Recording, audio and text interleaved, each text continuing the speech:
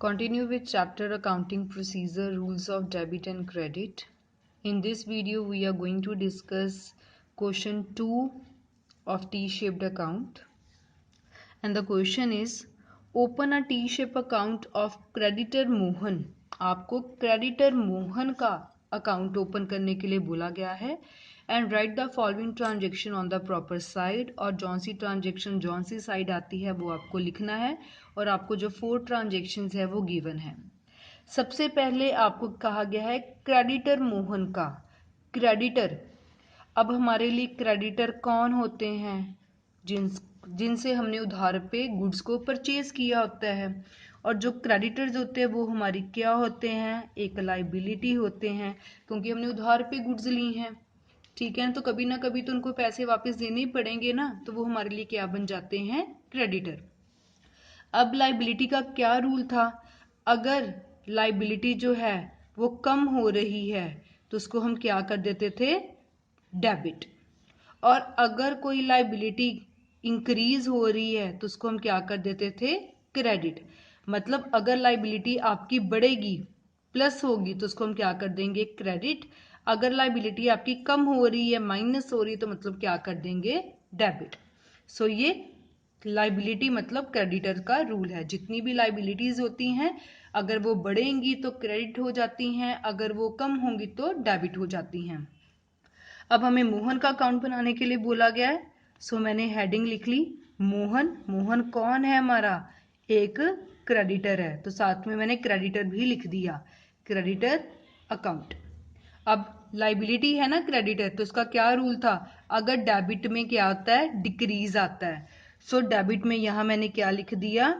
Decrease. This is my debit side. Decrease का मतलब जब माइनस होती हैं. क्रेडिट का मतलब होता है इंक्रीज. जब क्रेडिट में मेरी लाइबिलिटी जब होगी इंक्रीज, तो मैं क्रेडिट में लिखूंगी, मतलब प्लस होगी.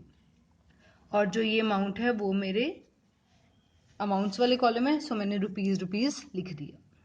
So clear with the T shape format. Mohan हमारे क्रेडिटर था, सो मैंने मोहन क्रेडिटर अकाउंट बनाने लगी हूँ, तो उसकी मैंने हेडिंग दे दी. अब एक लाइबिलिटी है. जब लाइबिलिटी कम होती है, डिक्रीज होती है, तो हम डेबिट करते हैं. अगर कोई लाइबिलिटी इंक्रीज होती है तो हम क्या कर देते हैं? क्रेडिट कर देते हैं. सो फर्स्ट ट्रांजेक्शन हमारे पास है purchased goods from Mohan on credit. हमने मोहन से गुड्स खरीद ली. अब हमने मोहन से गुड्स खरीदी हैं, उधार पे खरीदी हैं, मतलब हमारा और उधार बन जाएगा. क्रेडिट पे खरीदी हैं तो मतलब आपकी जो लाइबिलिटी है वो मोहन के लिए और इंक्रीज होगी, क्योंकि आप और गुड्स मोहन से उधार पे ले आए. लाइबिलिटी बढ़ गई है, इंक्रीज हो गई है, तो कौन सी साइड लिखेंगे? क्रेडिट साइड लिखेंगे. सो फर्स्ट ट्रांजेक्शन यहाँ मैंने लिख लिया कि मैंने परचेजेस की है कितनी रुपीस की? 50,000 की. सेकेंड है पेड टू मोहन. अब मैंने मोहन को 30,000 रुपीज पे कर दिया. मेरा जितना भी उधार था उसमें से मैंने थोड़े पैसे उसको दे दिए, 30,000 दे दिया.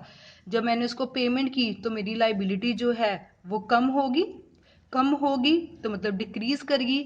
जब लाइबिलिटी डिक्रीज करती है तो हम कौन सी साइड लिखते हैं? डेबिट साइड लिखते हैं. तो सेकंड ट्रांजेक्शन मैंने लिख लिया कैश पेड, कि मैंने मोहन को कैश दे दिया है 30,000. Then it is goods returned to Mohan. मैं मोहन से पहले गुड्स खरीद के लाई थी और फिर बाद में मैंने मोहन को गुड्स वापस कर दी 3,000 की, कि ठीक है मुझे नहीं पसंद आई या गलत थी या मुझे अब नहीं चाहिए, वट एवर इट इज़. किसी भी रीज़न के कारण आपने उसको गुड्स जो है वो वापस कर दी. जब आप उसको गुड्स वापस कर दोगे तो आपको उधार कम हो जाएगा, क्योंकि जो गुड्स वापस ही कर दी तो उसके हम पैसे क्यों दे भाई आपको? सो आपने उसको रिटर्न कर दी है, तो मोहन के अगेंस्ट जो आपकी लाइबिलिटी है वो कम होगी, क्योंकि अब तो हमने आपको गुड्स वापस ही कर दिए, तो अब हम आपको क्यों पैसे दें? सो आपने रिटर्न कर दिया, तो यहां मैंने लिख दिया गुड्स रिटर्न्ड, क्योंकि लाइबिलिटी मेरी कम होगी, इसलिए मैंने डेबिट साइड लिख लिया with rupees 3,000. Then it is repurchase goods from Mohan on credit 10,000. फिर दोबारा से मैंने मोहन से गुड्स खरीदी, उधार पे खरीदी 10,000 के. सो दोबारा से मैंने मोहन से गुड्स उधार पे खरीदी हैं, तो मेरी लाइबिलिटी इंक्रीज हो गई है. जब लाइबिलिटी इंक्रीज होती है तो मैं कौन सी साइड शो करती हूँ? Credit side. सो 4 ट्रांजेक्शन मैंने लिख लिया कि दोबारा से मैंने उसे परचेजेस की हैं, मतलब परचेजेस ही किए हैं। सो 10,000। एक बार फिर से देख लेते हैं। फर्स्ट एंट्री में था कि मोहन से उधार पे गुड्स खरीदी, उधार पे खरीदी हैं तो हमारी लाइबिलिटी बढ़ गई।